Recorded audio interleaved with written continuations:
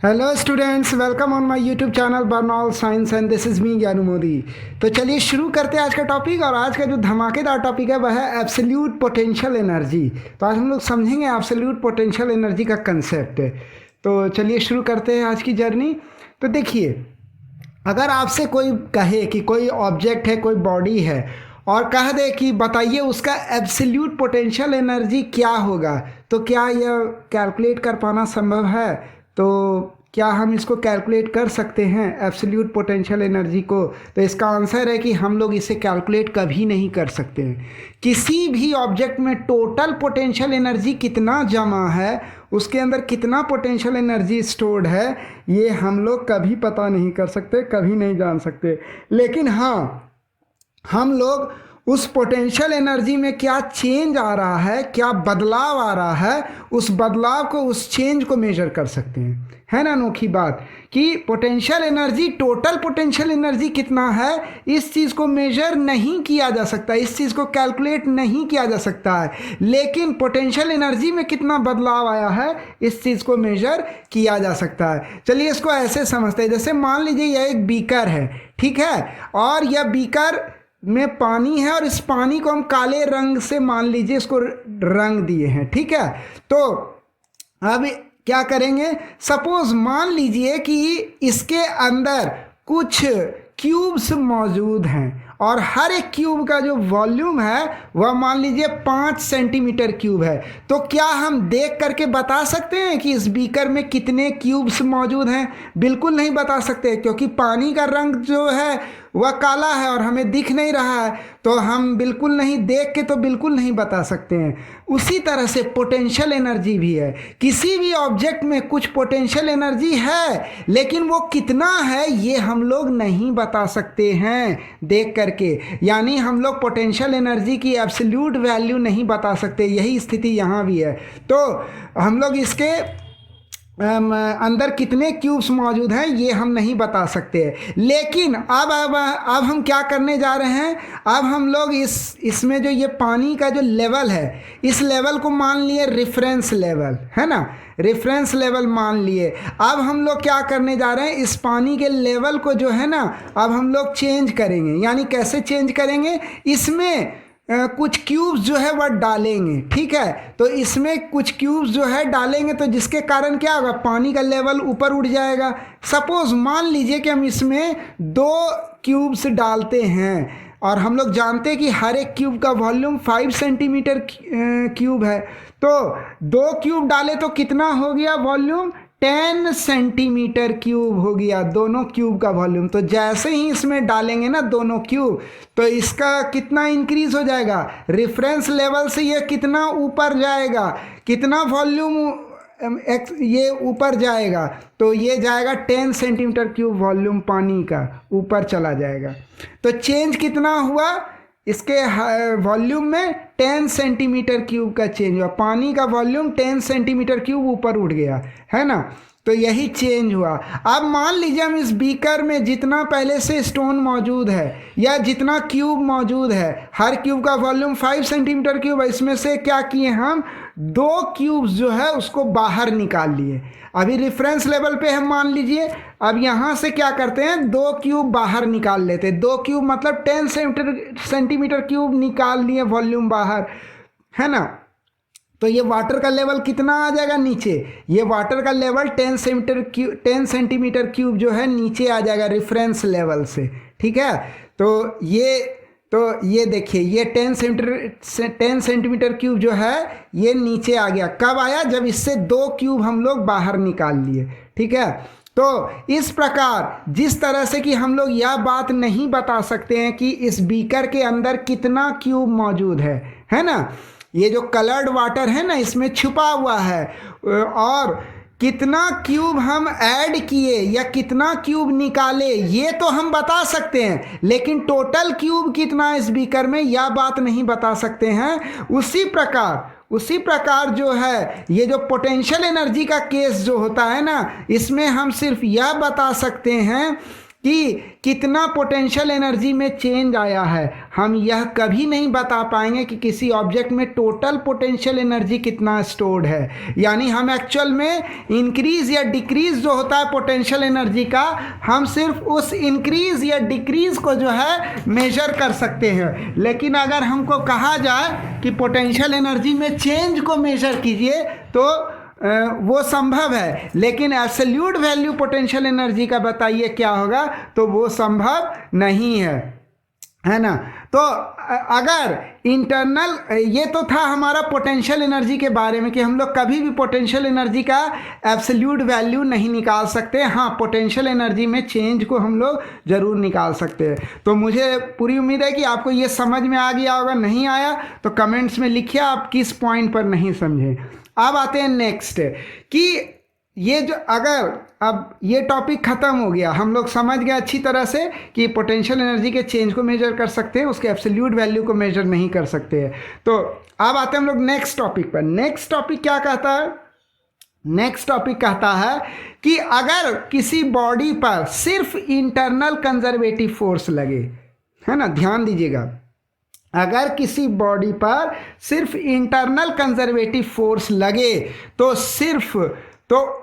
सिर्फ conservative force लग रहा है, ना तो कोई ड्रैग फोर्स लग रहा है, ना ही कोई एक्सटर्नल फोर्स लग रहा है। क्या लग रहा है? सिर्फ इंटरनल कंजर्वेटिव फोर्स अगर लगे तो उस बॉडी का काइनेटिक एनर्जी जो है ना वह पोटेंशियल एनर्जी में बदलेगा, और पोटेंशियल एनर्जी किस में बदलेगा? काइनेटिक एनर्जी में, वाइस वर्सा होगा, है ना। अब इसको समझते हैं कि इसका मतलब क्या हुआ। देखिए, अगर दो इक्वेशंस जो होते हैं ना, इसको देखिए, वर्क पावर एनर्जी चैप्टर में जो है ना दो इक्वेशंस बहुत महत्वपूर्ण हैं, इनको कभी मत भुलाइए, इनका सहारा लीजिए, 95% क्वेश्चंस को आप सॉल्व कर दोगे। तो वो दो इक्वेशंस कौन से हैं? वह है, एक इक्वेशन ये है कि work done by internal conservative force is equal to negative of change in potential energy. ठीक है, एक इक्वेशन ये होता है कि जो इंटरनल कंजर्वेटिव फोर्स के द्वारा जो वर्क डन होता है वह हमेशा पोटेंशियल एनर्जी में जो बदलाव आ रहा है उसका नेगेटिव होता है। दूसरा इक्वेशन है वर्क एनर्जी थ्योरम का इक्वेशन, है ना। ये जो दूसरा इक्वेशन है ये है वर्क एनर्जी थ्योरम का इक्वेशन। यह कहता है कि वर्क डन जो होता है सभी फोर्सेज का, टोटल फोर्सेस जो लग रहे हैं, सभी फोर्सेस जो लग रहे हैं उन सब के कारण जो वर्क डन होगा ना, ये total work done by all the forces, वह किसके बराबर होगा? हमेशा वह हमेशा उस बॉडी का काइनेटिक एनर्जी में जो चेंज आएगा उसके बराबर होगा। बस यही दो इक्वेशंस अगर आप ध्यान में रखते हैं ना, तमाम सवाल का जवाब आप दे सकते हैं, आप बहुत सारे क्वेश्चंस को डील कर सकते हैं चुटकियों में। देखिए, अब समझते हैं हम लोग अब इसको समझते हैं इस खेल को, कि मान लीजिए कि एक बॉल को हम लोग ऊपर की तरफ फेंके, ठीक है, किस स्पीड से फेंके हैं? v स्पीड से फेंके हैं, और कोई भी एयर ड्रैग नहीं है। एयर ड्रैग मतलब कोई भी फ्रिक्शनल फोर्स नहीं है बॉल और एयर के बीच में। इसका मतलब क्या हुआ? इसका मतलब हुआ कि कोई नॉन कंजर्वेटिव फोर्स नहीं लग रहा है। बॉल को ऊपर फेंके तो बॉल हमारे हाथ से छूटने के बाद किसके रहमो करम पर है? सिर्फ ग्रेविटेशनल फोर्स के रहमो करम पर है। कोई भी एक्सटर्नल फोर्स तब नहीं लग रहा है, सिर्फ ग्रेविटेशनल फोर्स लग रहा है। और ये ग्रेविटेशनल फोर्स इंटरनल है। क्यों इंटरनल है? क्योंकि यहाँ सिस्टम जो है यह बॉडी है और जो उस ग्रेविटेशनल फोर्स को पैदा कर रहा है यानी अर्थ, ये दोनों मिलकर सिस्टम बना रहा है, और ये सिस्टम का इंटरनल फोर्स हो गया ये ग्रेविटेशनल फोर्स। और ग्रेविटेशनल फोर्स कंजर्वेटिव है, यानी ये ग्रेविटेशनल फोर्स क्या हो गया? यह हो गया इंटरनल कंजर्वेटिव फोर्स। तो यानी हम कह सकते हैं इस बॉल के ऊपर फेंकने के बाद एकमात्र फोर्स लग रहा है जो कि इंटरनल कंजर्वेटिव फोर्स है, यानी ग्रेविटेशनल फोर्स है। ना ही इस पे कोई फ्रिक्शनल फोर्स लग रहा है, ना ही कोई एक्सटर्नल फोर्स लग रहा है। तो बॉल क्या होगा? जब फेंकेंगे तो बॉल जो है इसी स्पीड से वापस लौट जाएगा, डायरेक्शन अपोजिट होगा, सिर्फ नीचे की तरफ होगा डायरेक्शन। फेंकते वक्त जो है वही स्पीड था और नीचे आते वक्त भी वही स्पीड होगा, सिर्फ डायरेक्शन उल्टा होगा। ठीक है, और इस केस में कौन सा फोर्स लग रहा है? सिर्फ अभी हम लोग बता दिए आपको कि सिर्फ और सिर्फ ग्रेविटेशनल फोर्स लग रहा है, ठीक है, जो कि इंटरनल कंजर्वेटिव फोर्स की तरह एक्ट करेगा। तो जब मूव करेंगे हम लोग ए से बी के तरफ, यानी ए से बी यानी नीचे से ऊपर की तरफ जब मूव करेगा बॉल, तो इसका जो फेंके अभी हम, यहाँ आते आते जो इसकी स्पीड है वह क्या हो जाएगी, ज़ीरो हो जाएगी हाईएस्ट पॉइंट पर। फेंके किस स्पीड से, वी आई स्पीड से इसको फेंके, वी आई वेलोसिटी से ऊपर फेंके और यहाँ तक आते आते ज़ीरो हो गई। यानी कि बी पॉइंट पर, हाईएस्ट पॉइंट पर इस बॉल की काइनेटिक एनर्जी क्या हो गई, ज़ीरो हो गई। इस बॉल की काइनेटिक एनर्जी ज़ीरो हो गई, लेकिन पोटेंशियल एनर्जी क्या हो गई, वह हो गई mgh हो गई, है ना। यहाँ पर क्या था इसका पोटेंशियल एनर्जी, वह जो है ज़ीरो था, वह जो है ज़ीरो था। ये रेफरेंस फ्रेम है, रेफरेंस लाइन है। रेफरेंस लाइन का जो पोटेंशियल एनर्जी होता है ना बॉडी का, रेफरेंस लाइन पर वह जो है ज़ीरो होता है हमेशा, ठीक है। अब यहाँ से ऊपर गई बॉडी तो पोटेंशियल एनर्जी में कितना गेन हो गया, प्लस mgh, यानी कि mgh के हिसाब से ये बढ़ गया इसका पोटेंशियल एनर्जी, लेकिन काइनेटिक एनर्जी क्या हो गया, ज़ीरो हो गया। यानी यहाँ जो टोटल यहाँ जो काइनेटिक एनर्जी था ना वो यहाँ आते आते कंप्लीटली किस में बदल गया, पोटेंशियल एनर्जी में बदल गया, है ना। यानी यहाँ पर जो हाफ mv² था काइनेटिक एनर्जी, वो यहाँ तक आते आते हो गया mgh पोटेंशियल एनर्जी, ठीक है। अब जब यहाँ से फिर ये वापस नीचे आएगा, है ना, इस पॉइंट पर, तो टोटल पोटेंशियल एनर्जी क्या होगा, वह घटते घटते घटते घटते यहाँ आते आते पूरी तरह से काइनेटिक एनर्जी में बदल जाएगा। इसका मतलब क्या हुआ, यहाँ से जब ऊपर गया और ऊपर से नीचे आया तो कोई भी एनर्जी का लॉस नहीं हुआ सिस्टम से, यानी कि कोई भी हीट का प्रोडक्शन नहीं हुआ, लाइट का प्रोडक्शन नहीं हुआ, साउंड का प्रोडक्शन नहीं हुआ, कोई भी फ्रिक्शनल फोर्स नहीं लग रहा है, कोई भी डिसिपेटिव फोर्स नहीं लग रहा है, ठीक है। तो इसका मतलब हम क्या कर सकते हैं, वर्क एनर्जी थ्योरम के अनुसार हम बताए थे, कोई भी प्रॉब्लम हो वर्क एनर्जी पावर चैप्टर का, तो इसमें जो है वर्क, ये जो इसमें हमारा ये जो इक्वेशन होता है, जिस इक्वेशन को हम लोग वर्क एनर्जी थ्योरम बोलते हैं, जो कहता है कि वर्क डन जो होता है सभी फोर्सेस के द्वारा वह चेंज इन काइनेटिक एनर्जी के बराबर होता है। तो ये क्या हो जाएगा, work done by all the forces, या हो जाएगा work done by external force plus work done by non conservative force plus work done by internal conservative force, that is equal to change in kinetic energy. तो हम लोग यहाँ जानते हैं कि एक्सटर्नल फोर्स तो कुछ लग नहीं रहा है, कोई व्यक्ति तो इसको अभी पकड़ के ऊपर नहीं ले जा रहा है, एक बार इसको छोड़ा गया, एक बार इसको फेंका गया और ये ऊपर खुद ब खुद जा रहा है ना। दूसरा क्या कि इस पर कोई भी फ्रिक्शनल फोर्स भी नहीं लग रहा है, क्योंकि हम पहले बोल दिए थे ये बॉल का एयर ड्रैग नहीं हो रहा है, ड्रैग नहीं हो रहा है एयर के साथ। तीसरा, इस बॉल पर जो है एक इंटरनल कंजर्वेटिव फोर्स लग रहा है, और वह इंटरनल कंजर्वेटिव फोर्स क्या है, वह है mg, यानी इसका ग्रेविटेशनल फोर्स जो इस पर लगा रहा है, अर्थ जो है वह इस ग्रेविटेशनल फोर्स का सोर्स है, ठीक है। तो ये चेंज इन काइनेटिक एनर्जी के बराबर है। इसका मतलब हम क्या कह सकते हैं कि वर्क डन जो है इंटरनल कंजर्वेटिव फोर्स के द्वारा वह किसके बराबर है, वह चेंज इन काइनेटिक एनर्जी के बराबर है।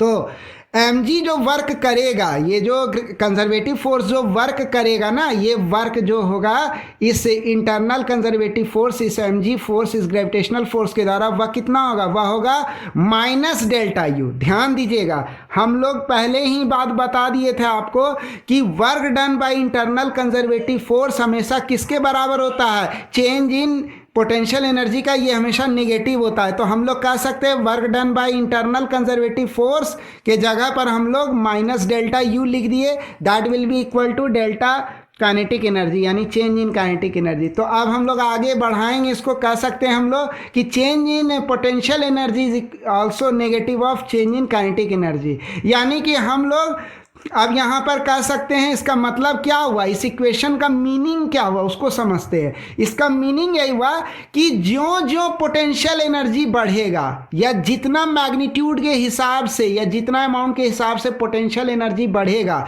जैसे नीचे से ऊपर गया, जितना भी पोटेंशियल एनर्जी बढ़ा यहाँ से यहाँ तक जाने में, उतना ही काइनेटिक एनर्जी जो है घटेगा।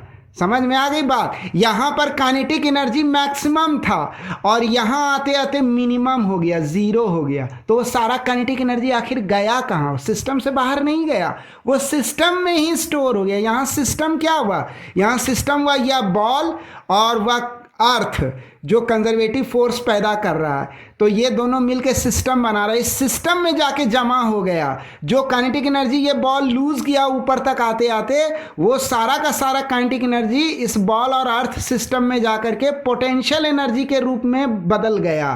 कितना बदला? जितना काइनेटिक एनर्जी का वैल्यू था वो सारा का सारा काइनेटिक एनर्जी कन्वर्ट हो गया इसमें पोटेंशियल एनर्जी में कन्वर्ट हो गया। बात समझ में आ गई। और यहाँ पर आते आते काइनेटिक एनर्जी जो भी हुआ है कितना होगा? mgh होगा, है ना। अब ये mgh क्या होगा? जब बॉल नीचे आएगा तो ये mgh वापस जो है ये कन्वर्ट हो जाएगा पूरी तरह से, यहाँ तक आते आते ये ज़ीरो हो जाएगा पोटेंशियल एनर्जी, और काइनेटिक एनर्जी हाफ mv² हो जाएगा। बात समझ में आई? यानी कि पूरी तरह से पोटेंशियल एनर्जी क्या होगा? नीचे आते आते ये mgh पूरी तरह से कन्वर्ट हो जाएगा हाफ mv², यानी काइनेटिक एनर्जी। यानी पोटेंशियल एनर्जी क्या हुआ? नीचे आने पर घट गया, और काइनेटिक एनर्जी क्या हो गया? ये बढ़ गया। बात समझ में आई? पोटेंशियल एनर्जी माइनस साइन बता रहा है, घट गया। कब? ऊपर से नीचे आते वक्त। और काइनेटिक एनर्जी क्या हुआ? बढ़ गया। और जब नीचे से ऊपर गया तो काइनेटिक एनर्जी घट गया और पोटेंशियल एनर्जी बढ़ गया। बात समझ में आई? यही इस दोनों इक्वेशन का मीनिंग हुआ, मतलब हुआ। मेरे को लगता है कि आपको जो है ये समझ में आ गया होगा। अगर कोई कंफ्यूजन है तो आप मुझे कमेंट में लिखना, ठीक है। तो हम लोग एक बात तो समझ गए कि कंजर्वेटिव फोर्स जो होता है ना, ये ध्यान में रखिएगा कि जैसे अभी वेट फोर्स देखे हम लोग इंटरनल, ये जो इंटरनल कंजर्वेटिव फोर्स होते हैं ये क्या करते हैं? ये एनर्जी जो है सिस्टम का अंदर ही रहता है, इसके कारण सिस्टम का एनर्जी बाहर नहीं निकलता, ये लूज नहीं करते हैं एनर्जी को, है ना। ये सिस्टम से एनर्जी को लूज नहीं करवाते in the form of heat. लेकिन जो नॉन कंजर्वेटिव फोर्स होते हैं, यानी कि जो डिसिपेटिव फोर्स होते हैं, जो फ्रिक्शनल फोर्स होते हैं, जो एयर ड्रैग्स होते हैं, वो क्या करते हैं? वो सिस्टम के एनर्जी को घटाने लगते हैं। और ये कैसे घटता है? सिस्टम अपनी एनर्जी को जो है हीट के रूप में लूज कर जाता है सराउंडिंग में, है ना, या इन्वायरमेंट में। और ये जो है इसीलिए इन फ्रिक्शनल फोर्सेस को नॉन कंजर्वेटिव बोलते हैं। बात समझ में आ गई? क्लियर हो गया? समझ में आया? ठीक है। अगर आपको कोई कन्फ्यूजन है तो आप हमें कमेंट्स में ज़रूर लिखना, ठीक है। तो मुझे पूरी उम्मीद है आपको ये वीडियो अच्छा लगा। अगर अच्छा लगा तो इसको शेयर कीजिए ताकि और लोगों तक ये नॉलेज पहुंचे, और वीडियो को लाइक कीजिए, चैनल को सब्सक्राइब कीजिए, बेल आइकन को प्रेस करना ना भूलिएगा, और and please don't forget to drop your comments, ठीक है। तो आज के लिए इतना ही, कल फिर मिलेंगे आपसे अगले वीडियो में। Thanks for watching the video.